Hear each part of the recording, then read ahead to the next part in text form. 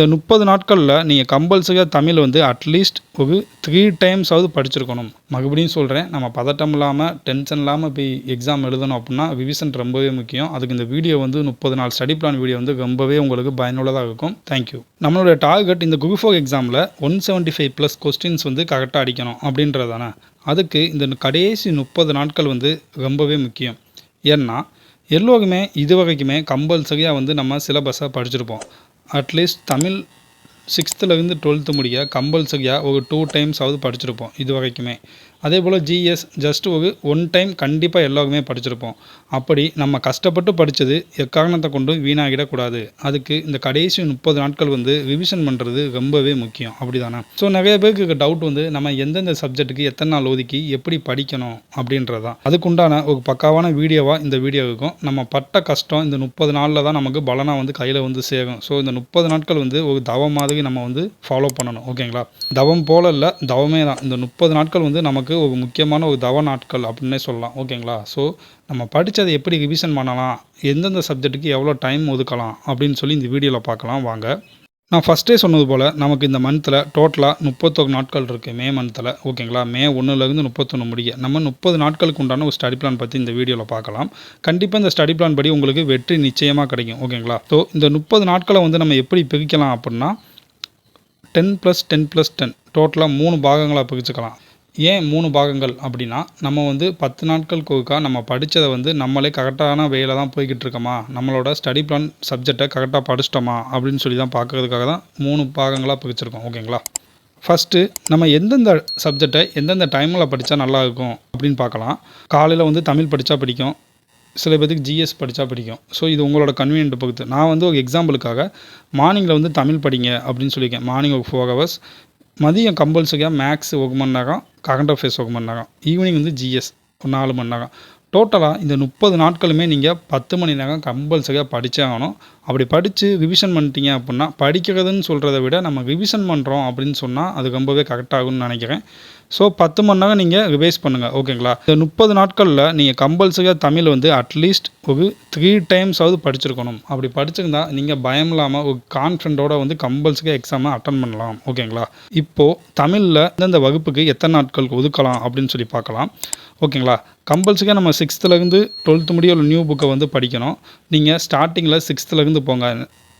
ஏன்னா நீங்கள் இப்போ 10th-லேருந்து போகிறீங்க அப்படின்னா நம்ம கடைசி இப்போ ஸ்டார்டிங்கில் மே 1 10th படிச்சிட்டிங்க அப்படின்னா நீங்கள் திரும்பி படிக்க போகிறது மே 25க்கு மேலே தான் இருக்கும். ஓகேங்களா? ஸோ இந்த 10th வந்து நீங்கள் கடைசியாக படிச்சிங்கன்னா உங்களுக்கு நல்லா மைண்டில் நிற்கும். ஓகேங்களா? ஸோ அதனால் வந்து நான் 6th வந்து ஃபஸ்ட்டு வச்சுருக்கேன். ஓகேங்களா? உங்கள் கன்வீனியன்ட் தான். இப்போ நீங்கள் எப்படி 10th படிக்கணும்னா 10th படிச்சுக்கோங்க. ஆனால் இப்போ நம்ம சொல்கிறது இந்தந்த சப்ஜெக்ட்டுக்கு இத்தனை நாட்கள் வந்து ஒதுக்குனா கரெக்டாக இருக்கும் அப்படின்றது தான். ஓகேங்களா? இப்போது நம்ம 6th வந்து ஒரு 2 டேஸ் ஒதுக்கலாம். ஏன்னா ஆல்ரெடி நம்ம படிச்சிருப்போம். ஜஸ்ட் 2 டேஸில் வந்து நம்ம ரிவிஷன் பண்ணிக்கலாம். 7th ஒரு 2 டேஸ். அதாவது இது வந்து ஒன்லி ஃபார் மார்னிங் செஷன். ஓகேங்களா? மார்னிங் ஒரு 5 ஹவர்ஸ். ஓகேங்களா? இந்த மார்னிங் 5 ஹவர்ஸில் மட்டும் நீங்கள் படித்து 6th 2 நாள்லையும் 7th 2 நாள்லையும் கம்பல்சரியாக முடிச்சிடலாம். ஈஸியாக தான் இருக்கும். ஏன்னா ரிவிஷன் தான் பண்ண போகிறீங்க. நம்ம இப்போ உட்காந்துட்டு வந்து ஃபுல்லாக லைன் பை லைனாக வந்து படித்தோம்னா வேலைக்கு ஆகுது. ஜஸ்ட்டு வந்து பேஜை வந்து திருப்புங்க, ஜஸ்ட் ரீட் பண்ணுங்கள். ஓகேங்களா? 8th 3 days. ஓகேங்களா? 8th கண்டென்ட் அதிகமாக இருக்கும், அதனால் 3 நாட்கள்.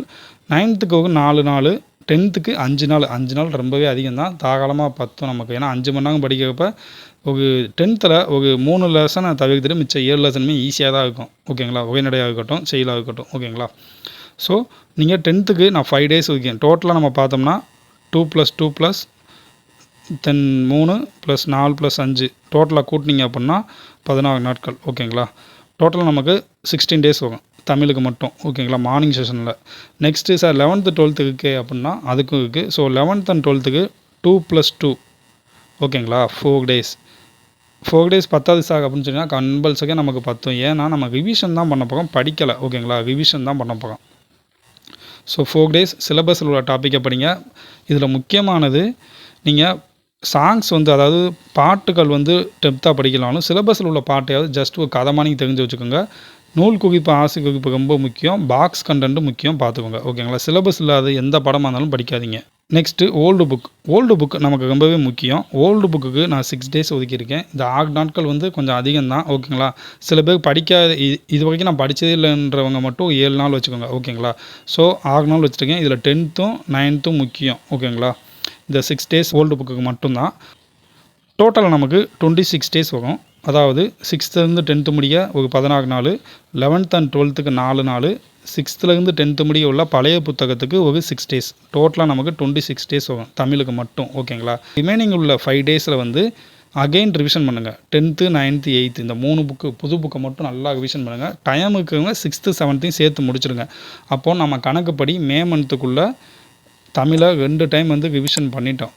சார் எப்படி இது நம்ம 5 நாளில் படிச்சிடலாம்னா, நீங்கள் இப்போ தான் படிச்சிருங்க அப்படின்றக்கப்ப கம்பல்சரியாக நீங்கள் 3 நாளே ரொம்ப அதிகம் தான். ஸோ நீங்கள் 3 நாளில் 5 நாளே அதிகம் தான். அந்த 5 நாளில் நீங்கள் டக்குன்னு 3 பாடங்களை ரிவிஷன் பண்ணிட்டு 6th 7th பார்த்துருங்க. டைம் இருந்தால் ப்ரீவியஸ் இயர் கொஸ்டினையும் பார்த்துருங்க. ஓகேங்களா? ஜிஎஸ்சில் இம்பார்ட்டண்டான டாபிக் ஒரு 5 டாபிக் இருக்குது. நம்ம சேனலில் வீடியோஸ் ஆல்ரெடி போஸ்ட் பண்ணியிருக்கோம். எல்லா வீடியோலையுமே அந்த டாபிக்ஸ் பற்றி நம்ம சொல்லியிருக்கோம். ஓகேங்களா?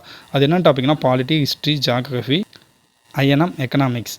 இந்த 5 சப்ஜெக்ட் நம்ம படித்தாலே யூனிட் 8 and 9 ஒரு 60% 70% வந்து டாபிக்ஸ் வந்து கவர் ஆகிடும். இப்போ எந்தெந்த சப்ஜெக்ட்டுக்கு எத்தனை நாள் ஒதுக்கலாம் அப்படின்னு சொல்லி பார்க்கலாம்.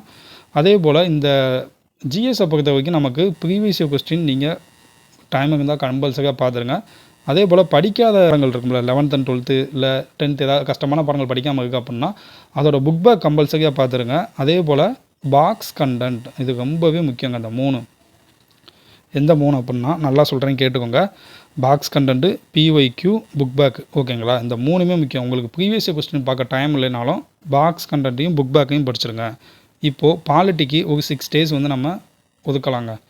ஏன் அப்படின்னா 10th பாலிட்டி, 8th 12th இந்த 3மே நமக்கு ரொம்ப முக்கியம். நீங்கள் ஃபஸ்ட்டு 10th முடிச்சிட்டாலே உங்களுக்கு கான்செப்ட் வந்து அண்டர்ஸ்டாண்ட் ஆகிடும். நெக்ஸ்ட்டு 8th கொஞ்சம் இம்பார்ட்டன்ட் பாயிண்ட்ஸ் இருக்குது, அதை பார்த்துக்கோங்க. நெக்ஸ்ட்டு 12th டைமுக்கு இருந்தால் கம்பல்சரியாக வாஸ்து விட்டுங்க. இந்திய அரசியலமைப்பு அதெல்லாம் பார்த்துக்கோங்க. ஓகேங்களா? Next 6th 7th 9th just ஒரு ஹாஃப் டேலே நீங்கள் ரிவிஷன் பண்ணிக்கலாம், ரீட் பண்ணிக்கலாம்.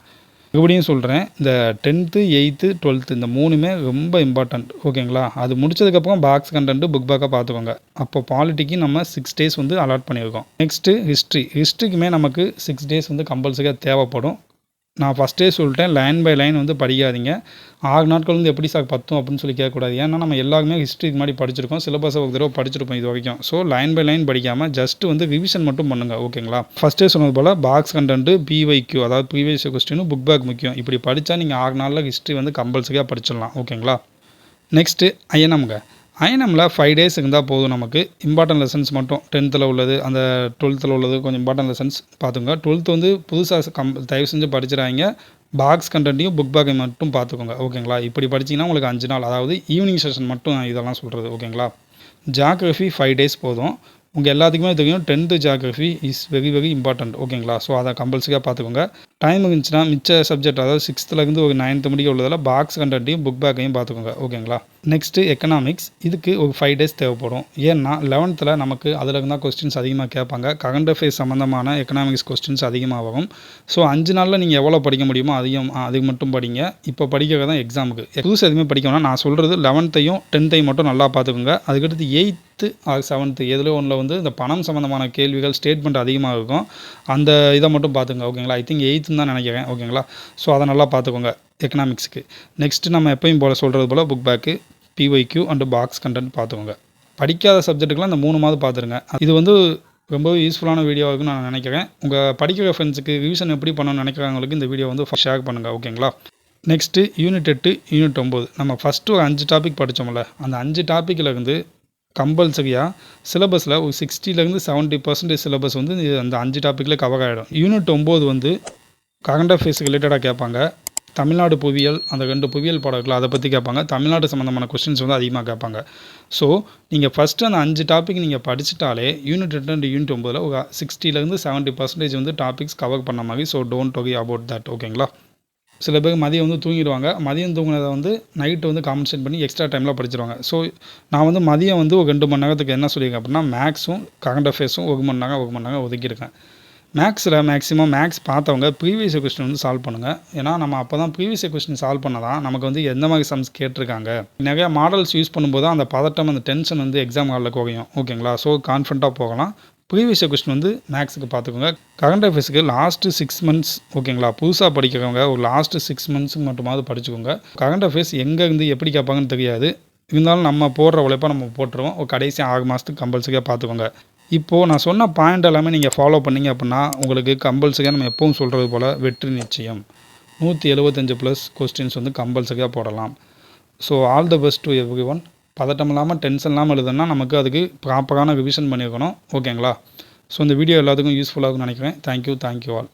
மறுபடியும் சொல்கிறேன், நம்ம பதட்டம் இல்லாமல் டென்ஷன் இல்லாமல் போய் எக்ஸாம் எழுதணும் அப்படின்னா ரிவிஷன் ரொம்பவே முக்கியம். அதுக்கு இந்த வீடியோ வந்து 30 நாள் ஸ்டடி பிளான் வீடியோ வந்து ரொம்பவே உங்களுக்கு பயனுள்ளதாக இருக்கும். தேங்க்யூ.